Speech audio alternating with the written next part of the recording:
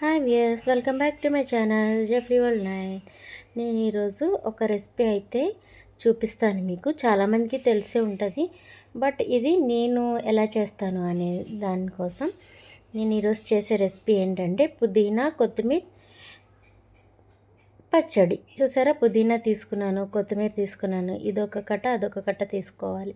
మంచిగా వాష్ చేయాలి. చూడండి, దానికి కావాల్సిన ఇంగ్రీడియంట్స్ చూడండి: టమోటో, పుదీనా, నువ్వులు, ఇంకా జీలకర్ర, వెల్లుల్లి అండ్ కొత్తిమీర. మీకు కావాలి అంటే కొంచెం చింతపండు యాడ్ చేసుకోవచ్చు, లేదు అంటే పచ్చి మామిడికాయ కూడా యాడ్ చేసుకోవచ్చు. ఇంకా పచ్చిమిర్చి, ఆల్రెడీ పచ్చిమిర్చిని వేయించి పెట్టుకున్నాను నేను.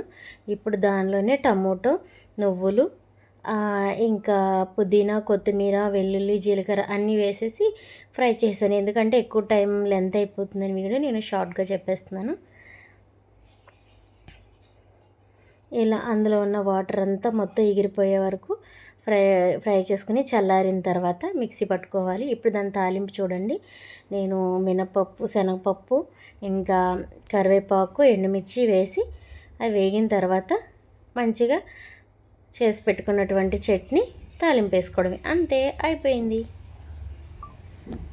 ఇది రోటీలో కావనివ్వండి, అన్నంలో కావనివ్వండి, దేనిలోకైనా సూపర్ డూపర్గా ఉంటుంది, అంత బాగుంటుంది. Thank you. డయాబెటిక్ పేషెంట్స్కి వెయిట్ మేనేజ్మెంట్ కావాలి అనుకునే వాళ్ళు ఇలా చట్నీ చేసుకొని తింటే చాలా మంచిది హెల్త్కి. ఓకేనా? ఇంకా watching for more healthy videos, like, share, subscribe. Thank you.